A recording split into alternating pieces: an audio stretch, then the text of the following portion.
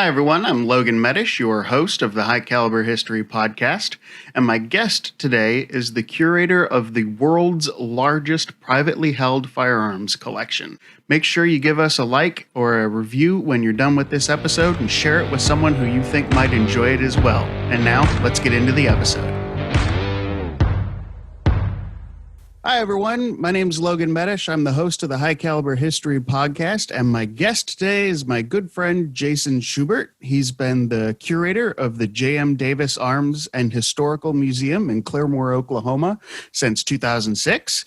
He has a BA in History and an MA in Museum Science and was previously the Director of Museums for Philmont Scout Ranch, where he oversaw 3 museum sites. He's also been on a number of television shows, ranging from local Oklahoma stations all the way to a television network in Japan. International star. Jason, welcome to the High Caliber History Podcast, my friend. Thank you, Logan. I appreciate you having me here. Absolutely. It's good to talk with you again. It's been a while. Yeah. I have been here since, it's exactly 14 years now.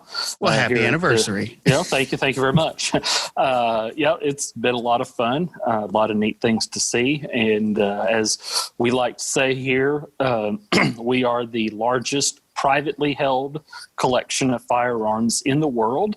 The vast majority were collected by one man, J.M. Davis, John Monroe Davis, and he was kind of pretty interesting guy. He grew up in Arkansas and studied business and bookkeeping, and 1916 he was heading towards Tulsa to get in on all the business boom that was going on with the oil boom in Tulsa, and made it as far as Claremore, Oklahoma, stayed in a hotel called the Mason Hotel, and thought, you know what, I don't have to go all the way to Tulsa. This is a pretty neat looking business. And so he bought the place. Very cool. And so I'm going to skip back a little bit earlier to when JM was a child. He was 7 years old. He had been pretty sick as a child. Had to take a lot of medicines. Been in the hospital a lot, and he finally had to take one more medicine. And as I tell the kids that come and visit, it was back before they had wonderful flavors in medicine, and it was all icky medicine tasting. And so he threw a temper tantrum and wouldn't take any more of the nasty medicine. The doctors told him, look, if this kid doesn't take his medicine, he's not going to make it. And so his parents did what any good parents would do in such a situation. They resorted to bribery. Dad came up and said, all right, kid, I know you've been wanting this gun in town, and if you take your medicine and get better, I'll buy you the gun. And so young Monroe took his medicine, got better, and Dad came through with the deal and bought him a muzzle-loading shotgun. And it's about a 41 caliber, essentially a muzzle-loading 410. Okay. Percussion lock, little short kids shotgun, and he kept that gun all his life. We still have it in the collection, and it is on exhibit today. And very cool. So his parents had no idea that this would start the largest privately held collection of firearms in the world. And so here we are today. That's amazing. Now yeah. You say the largest collection. How many guns do you guys have there? We have about 11,000. 11,000. Yeah. Wow. Now, that's awesome. Independent studio services may be getting up there or may have surpassed it. I'm not exactly sure, but you can't just come visit them. They don't have a museum or anything. So, right. So we're still going to hold on to that title. Gotcha. Yeah, and for those of you who don't know, Independent Studio Services, or ISS as we often call it, that's one of the movie prop companies. Yeah. And so they obviously have a lot of stuff as well, but they don't have. Well, I don't think anyway I don't think they have anywhere near the cool historic stuff that you guys have in the museum there. There is a lot of fantastic stuff in the museum. Starting, you guys have what is it? It's an M41 tank sitting out front, right? Yes, we do. On loan from the United States Army, M41 Walker Bulldog. That's right. They don't give anything away.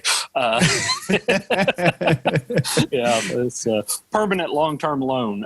There you go. But yeah, it's a neat thing to have a tank sitting right out on Route 66. I mean, what else could you ask for? Yeah, man, cruising America's highway and seeing an American tank. That's right. Doesn't get much more American than that. No, that's right. Yeah, great stuff. Yeah. So one of the questions I wanted to ask is, since you've got your degrees in history and museum science, for you, what came first? Was it your interest in firearms or your interest in museums? And how did you marry those two together? Married them together quite luckily, actually. Interest first was probably firearms, and then history, and then museums. But growing up, my dad taught me about firearms. First thing is safety, like we all learned, and then appreciation for guns, and then learning the firearms of military, and of course it all goes back with seeing things on TV.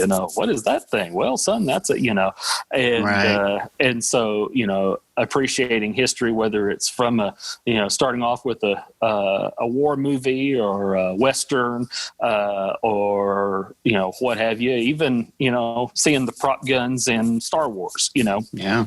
Which almost all of those are taken from old military guns. Right. And so learning that stuff, appreciating the firearms, and then the history, and evolving that. And there came a point in my studies of history that I realized I don't have the talents to be a classroom teacher or a classroom professor. Okay. God bless the teachers. God bless the instructors. I just can't teach that way. A man's got to know his limitations, right? Amen. And that's one of them. But I started into some living history, fur trade era stuff, teaching with that. And of course, there's firearms involved in that, and doing public speaking through that living history, and realized real quickly I can teach with these artifacts, and that's how it put into with the museums. I was taking a junior or senior level class on the Plains Indians, and there was a fella sitting in on the class, and turns out he was taking the same course but for graduate credit, so he had to do a lot more work than the rest of us did. And he was actually the curator at the Museum of Texas Tech University, Henry Crawford, and got to be good friends with him, and we had similar love of fur trade. And then the guns came in, and he said, you ought to think about museum science. And so I started looking into it, and they have a museum science program right there at the Museum of Texas Tech University. So didn't have to travel for grad school, and started working there, or studying there, and worked for Henry several semesters during my graduate program. And then it just I was at a few museums here and there after that, after I graduated, and but then this position became available, and I thought, hey, it's guns, it's museums, it's not too far away from family, and so hey, this is perfect. And so 14 years later, here I am. There you go. Yeah, time flies when you're having fun, right? Absolutely. Very cool. So we talked about the first gun in the museum's collection, which would have been the gun that Mr. Davis got for taking his medicine. Yeah. What is the oldest gun in the collection? The oldest is a Chinese hand cannon from the 1340s, 1350s, somewhere around in there. And it is just the plugged up bronze tube, with a touch hole, essentially. Gotcha. Where did he purchase most of his stuff from? I wish I knew. He did. He did not keep records, and so we just don't know. He was constantly buying, selling, trading, and it just, we don't know all the sources. Sure. But there in his hotel, what he did was he owned about 100 guns when he bought the hotel. And so I'm sure Mrs. Davis said, why don't you get that stuff out of my house? And, and so he decorated the walls of the hotel with his then 100 guns. And people started seeing that, hey, there's this funky museum in Claremore that's got all these guns. And Davis would, he was an active trader, and so he was buying things constantly. When the Depression came along, he would take a gun or something in trade for a night stay at the hotel, a meal in the coffee shop, or even a month's rent in one of the rent houses that he owned here in Claremore. Oh, wow. And so,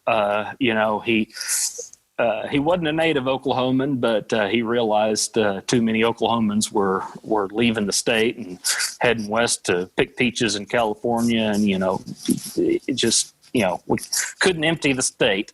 That's not a good thing to do, but, right. just because folks don't have cash money. So he took things in trade and let folks stay a little longer. And the collection just exploded. However, Mrs. Davis did have to pull in the reins a little bit. She limited him to about $3,000 worth of purchases each month. And 1930s, 3,000 a month. It's a sizable chunk of change back then, yes, especially during the Depression. Absolutely. And then about a third of that he would trade away again. So his trading stock was enormous. And the thing about Davis is he'd take about anything in trade. And so while several museums will have beautiful, polished, perfect art pieces of guns, our collection is working man's guns, any everyday guns. I mean, just the kind of things that were used. And that's what I like is one of the neat things that I see is when people come to the museum, they're walking around looking at down the aisles, and somebody will point out and say, man, I had one of these when I was a kid, or grandpa had one of these, and it's now in the family. And so, let's learn about this. Right. Just today had a fella and his teenage son come in, and they have these two rusted up barreled actions. One is an 03 Springfield, and the other was a number 4 Enfield, and no wood at all, just the barreled action, and they were pretty rugged on the outside. But the son had been working on them, and putting the penetrating oil in, trying to clean them up, and wanted to see what they really look like. And so he's deciding, do I want to find original stock and hardware for these, and try to restore them to their original appearance, or do I want to make a truck gun out of it or something, or a sporterized thing, something that I could, hunt whitetail with. And, that's since they're already in rough condition and there's no wood, you don't have the ethical dilemma of sporterizing a military surplus item, and Right. so but you could do something, either way, clean it all up, you're going to have a good shooting gun. And Sure. So it's kind of neat to meet people like that. Yeah, absolutely. And that's, like you said, the working man's collection, people are seeing stuff that they saw in their home. And that really, I think, and I have felt it, it provides a very different connection than, like say if you went to the Metropolitan Museum in New York. They've got beautiful stuff there. I mean, they've got Smith & Wesson revolvers with, beautiful carved grips of gold and silver from Tiffany and Company. And it's gorgeous stuff, Yeah. but I can't relate to that. I can relate to it on an artistic level and, Yes. and a museum and appreciation level. But I certainly don't have anything like that in my safe. No. No. And you don't want to shoot it. You go, oh gosh, I'm going to break it. Exactly. And then the shooter in you once says, well, what good is it?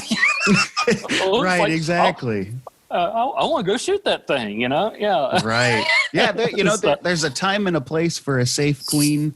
But there's also something to say to have stuff in a collection for consumptive use. Yes. Yes. And I guess that brings up an interesting thing, because you guys do have such a large collection, and it is not a collection of safe queens. Do you guys have like a learning collection, stuff that you do perform consumptive use with, that you actually shoot on occasion or anything? Well, we don't do any shooting, but we do have a small amount of replica percussion revolvers that were donated to us for the sake of being an educational collection. So, it's something that we can let visitors handle, and if the hammer slips and it mushrooms the nipple, who cares? Right. Not a big deal. And also we've recently got some things, some neat items that came in from that same sort of concept. As these are some inert but exact material of explosives, mines, and things. Let me show you here. Yeah, I don't know if this is. Oh, yeah. Very and cool. So, I mean, there's a VC stick grenade made out of a Pabst Blue Ribbon can. I mean, and then that one there at the end is a VC practice stick grenade. Okay. So it's a weighted pineapple, but it's not a real. Nothing's real other than you can practice your throwing on it. So, gotcha. And the man that collected them and donated them to us, it's been a hobby of his, of making these and getting these pieces, the exact, the actual thing, but not having to have conversations with the ATF about it. And, sure. And his thought was, I want to give them to you guys so that maybe some local law enforcement can use them as teaching aids, learning aids. And, because, unfortunately, lawmen see these things occasionally. You wouldn't think about it, but these things are going to pop up. Machine guns pop up and stuff. So you kind of want to know what these things look like, what they really are, and maybe is this real? Is it just fake? So that is part of our learning collection. But then also, like I said, the percussion revolvers are it's kind of but it is a very small collection. So gotcha. Cool. So now the museum itself there has an interesting, I guess, partnership is what I'm going to call it. You can correct me if that's not the accurate term, but you're a privately held collection, but yet you guys are also very closely tied with the state of Oklahoma, almost kind of married together, I would say. So how does that work? How is it that you're privately held but also affiliated with the state? Okay. Well, as Mr. Davis got older, he realized his collection was a little bit more immortal than he was. He didn't have any children. His first wife passed away. He remarried, and no children. He had some nieces and nephews on his side of the family, and actually both of his wives, they were lateral descendants, but he didn't have any children, so no one to pass this on to.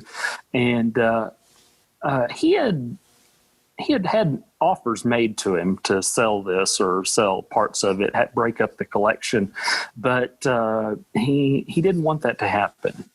He realized how important this was to as a tourist destination for Claremore. Route 66 opened up in 1923 by I want to say the mid 30s. The Mason Hotel and all the guns are already in travel literature. Oh, and wow. So this has been a important spot on Route 66 for a long time, and Davis didn't want that to end. And Gotcha. So what he did was he made a deal with our local state senator at that time, and they kind of cut a deal so that what happened was Davis created a nonprofit foundation, and he served as the president of it, and he transferred his ownership of the guns to the J.M. Davis Foundation, and made a deal with the state. The foundation leased J.M. Davis's collection to the state of Oklahoma for a term of 99 years for the whopping sum of $1. And, how about that? Yeah. And so the deal was that the state was to build a building, exhibit the collection, and provide a staff to take care of it. And so that's where we are. The building we are in is a state building, state property. I'm a state employee. Okay. Yeah. And but we are the stewards of this collection. It's leased to us, and so we've been open for about 52 years now. So we've got a little bit more time on the lease, and there's always option to renew the lease after the 99 years is up. So sure. But so he was pretty far thinking in making that deal, and glad that it worked out. Cool. Yeah. So you guys are in a state-owned building now. Mm-hmm. What happened to the hotel? Is it still around? No, it's not. Unfortunately, Mr. Davis spent more money on guns and beer steins than he did on maintenance of the building, and it was an old wooden building built about 1910. And it didn't hold up. After the guns left the museum, left the hotel to come to the museum, it didn't really serve much of a purpose anymore. And I'm not originally from Claremore, so I'm going by history of what people have told me. But kind of in the late 80s, it was essentially condemned and torn down. A shopping center was built on that block, and that was what it looked like when I came here. It was kind of a small strip center with some businesses in it, and then that folded and was torn down, and today there's a pharmacy on that block. So, but we can, we're only 2 blocks away, block and a half away from it. So when folks come in our front door, they get the spiel about the museum's history and about Mr. Davis. We can point through the windows and say, over there at that pharmacy, that's where the hotel was originally. So, Very cool. it's, the collection has not left downtown Claremore. And so it's kind of nice that it's all still here. And Absolutely. yeah. And especially with a collection that size, to not have to move it that far is definitely a plus. It's a pain to move it at all. Absolutely. But thankfully, you didn't have to go far. Just down the street. That's that's an easy one in the grand scheme of things. Yeah.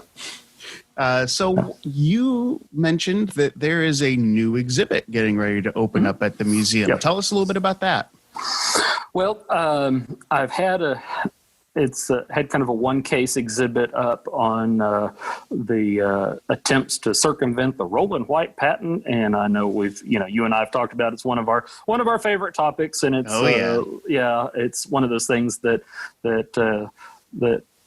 gun history guys go nuts over, and some people just don't understand. But it's been up for about a year now, so I'm going to be taking that down, and I'm going to be putting in some items that what I'm going to call it is the guns that Hollywood made famous.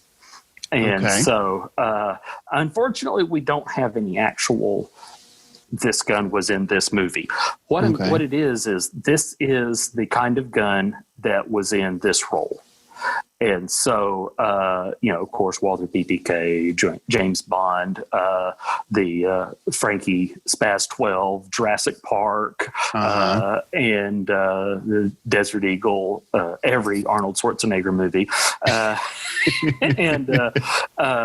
But things like the Mauser C96 is the Han Solo gun. Right, it's the Star Wars blaster. Yep. Right. Or the P-38 is the Man from U.N.C.L.E. gun, or guys in our generation, Megatron. Right. Yeah. So connect with everybody, right? Absolutely. I mean, it's you have to, because if you don't, first of all, you don't get people in to see your museum. Sure. You don't get people learning history. You don't get people learning about the firearms. And, it amazes me how many young folks will come in and say, "Oh, man, I shot that gun." I said, "Really? That's great. Yeah, on Call of Duty." Okay. Yeah. Well, they didn't really shoot it, but they learned about it. Exactly. And they recognized it. Yes. Yep. And, yes, even though it's a video game, they know the stats on it. And, and so they're like, "Oh, this one does this." And I'm like, "Yeah, you're absolutely correct." So, but they're learning about it. Sure. And from there, they can see the real thing and say, "Oh my gosh, it's really that huge," or, whatever.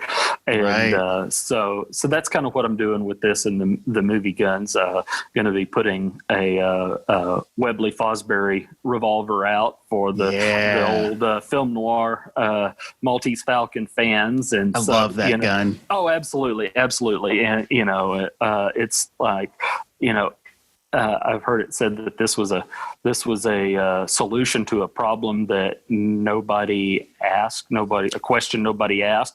Exactly. But in all honesty, when you're up in a rickety old Sopwith Camel and Jerry's bearing down on you and you've got a pistol and you're going to shoot him, you don't want a semi-automatic that's going to eject hot brass into your flimsy wooden and canvas aircraft. And so, so the Webley Fosbury had a practical application. You could shoot 6 rounds and no hot brass goes flying around. You empty them all out when you want real quickly by breaking open that action, pop 6 more in, and boom, you're good to go. Yeah.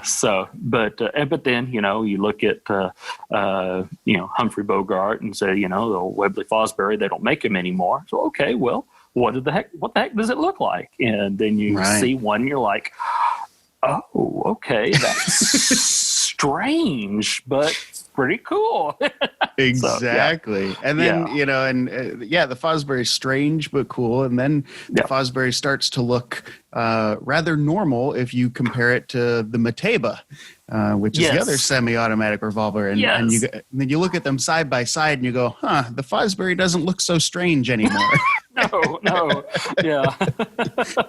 That's cool. Yeah.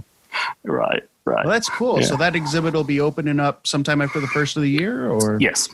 Okay. So very cool. Yeah. And we're also, I'm not sure how much I'm supposed to talk about this, but we're working on, hopefully by March, looking on having an exhibit of some guns as well as belongings and awards of a very famous Western or country and Western performer who passed away a couple of years ago, lived in Tulsa, Oklahoma, liked to pick and grin, and you can read between the lines, right? Read between the lines, and was a one-time owner of the Tulsa Drillers baseball team, and sang at Mickey Mantle's funeral. So do your homework, and we might have. Hopefully, everything works out. We're going to be having this exhibit come March, and so we're really excited about that. Yeah, absolutely. That'll be awesome for to have this unnamed individual stuff in there. It's going to be really, really cool. Definitely looking forward to that. So once everyone's getting out and traveling again, got to come see your new Hollywood Guns style exhibit and your new country western star exhibit. Absolutely. So and we'll be getting press out on that when we get closer to it. So awesome. Now everyone has a favorite kid. Even if they won't admit it, even if they won't admit it, everyone's got a favorite kid. And so I'm not going to make you tell me your favorite kid at the collection. Instead, aside from the J.M. Davis collection, do you have a favorite museum or firearms collection? That's hard to say. I don't know. I haven't been out to Fairfax, and unfortunately, I haven't been able to stop at Springfield. Been in the area a little bit, but then Cody's been up there a few years ago. We had a museum gun museum conference up there a few years ago, and I was able to make. So that was a real nice collection. I haven't seen it since they've had the all the refurbishing, but from what I see on TV, it looks really great. So it does look really great. Yeah, they did a great job with it. Yeah. So absolutely.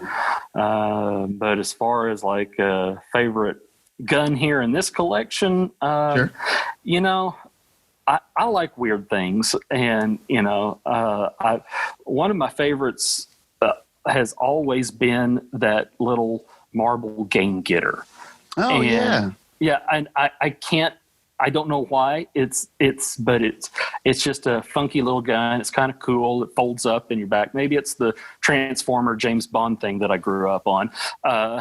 And so, here's something that will, fold up and fit in your pack and has enough oomph to get you something to eat if you're stuck out in the snow, or dispatch something that you caught in your trap line. So marble game getter's always been one of those cool things that I like. So I'm gonna have to go with that one.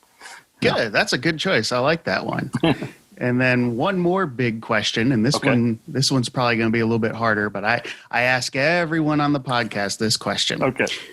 Who is a famous gun designer that you would want to meet, living or dead, and why? It's tougher than favorite kid. Yeah, it is. Yeah. Yeah.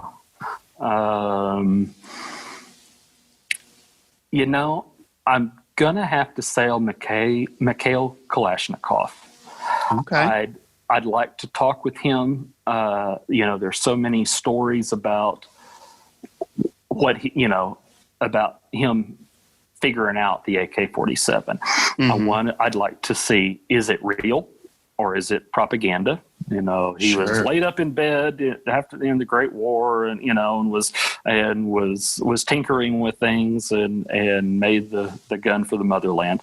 And I'd also heard a story, and again, I'd like to know if it's true, that later in his life, he grew in his faith and was talking to his priest one day and said, "Father, I created something that has been made in the millions and has killed millions of people. Is God going to hold that against me?" And the story goes that the priest said, "No, you made something to protect your homeland, and God calls us to protect our homeland. If somebody uses it in an incorrect way, that's between them and God. But you made something for your country to stay safe. So you're okay with God on that issue." And so I just wondered if that really happened. Right. That's kind of one of the many urban legends in the gun community. Gotcha. Yeah, certainly, especially with someone like Kalashnikov and being in the Soviet Union, there's tons of propaganda, for decades and decades. And yeah, it would be really cool to sort that out and figure out. That's cool. Well, that Kalashnikov has not been chosen by anyone yet, so that's good. That's always a good choice, him and Browning and Colt and Smith and Wesson are all guys I'd like to meet. But Mikhail would definitely be a cool one. Yeah. Sounds good. All right. Well, thank you, Jason Schubert, the curator of the J.M. Davis Arms and Historical Museum. Jason, I really appreciate you coming on the podcast. It's been fantastic chatting with you, my friend. Well, thank you, Logan. I appreciate you asking me. It was good to come and talk with you. And it's been too long, brother. I hadn't seen you in a while. And it's good to see you and good to talk with you face to face instead of the usual keyboard commandoing over Facebook. Yep, absolutely. Thanks again, Jason. All right. Take care, man. Yep, you too. Bye-bye. Thanks for tuning into this episode with Jason Schubert of the J.M. Davis Museum in Claremore, Oklahoma. If you're interested in learning more about the museum, you can find them online at thegunmuseum.com. That URL doesn't get any easier, thegunmuseum.com. I hope you enjoyed the episode. Thanks for tuning in, and we'll see you right here next week. Have a great day.